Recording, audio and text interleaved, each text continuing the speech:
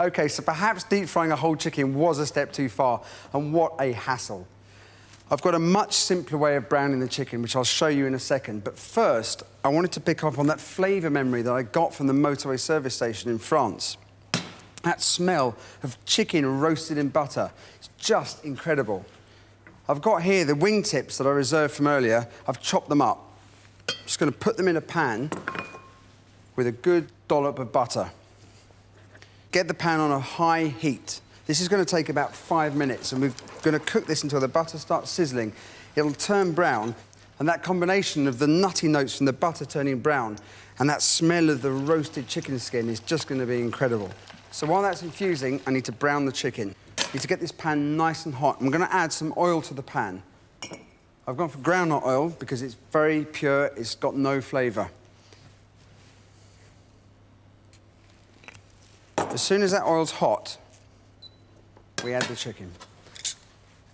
Be very careful. Now, we're using this pan effectively as a rotisserie. The key here is to brown the skin as quickly as possible. We don't want to cook any of the flesh underneath. I would advise using a set of tongs. It's much easier to turn the chicken. Also, that oil is hot, so be very careful. And that's browning really quickly. You can see it's turning a wonderful golden colour. 2 minutes is about the most that this should take. Meanwhile, I'm just going to strain the chicken-infused butter.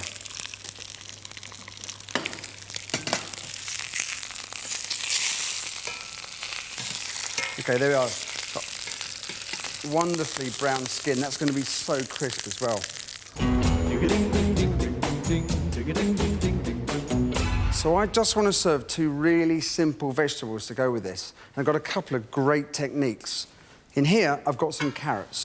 I put them in the pan with butter, salt and pepper, nothing else. I've got no water in there because I don't want any of the carrot flavour to be diluted. As the carrots cook, the cell walls begin to break down, releasing both moisture and flavour. If these were cooked in water, more of this flavour would be lost. In here, I've got some broccoli. All I've done with this is I've blanched it for 1 minute, plunged it into ice water to stop cooking. The minute blanching is not long enough for any flavour to come out. I've just placed it in the pan with some butter, salt and pepper. A couple of minutes reheating just before serving, and they'll be fantastic.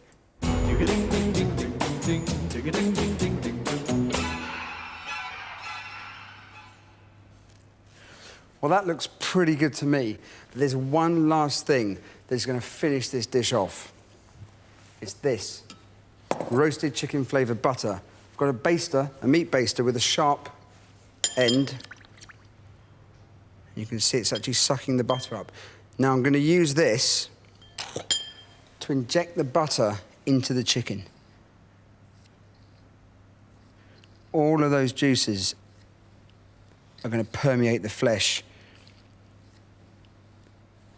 We've got the best of both worlds. We've got chicken that is so succulent, it's full of flavour and it's full of all of the juices. And then I've added the roasted chicken flavoured butter, so it's going to give it that extra dimension. Now, for me, that is it. My perfect roast chicken.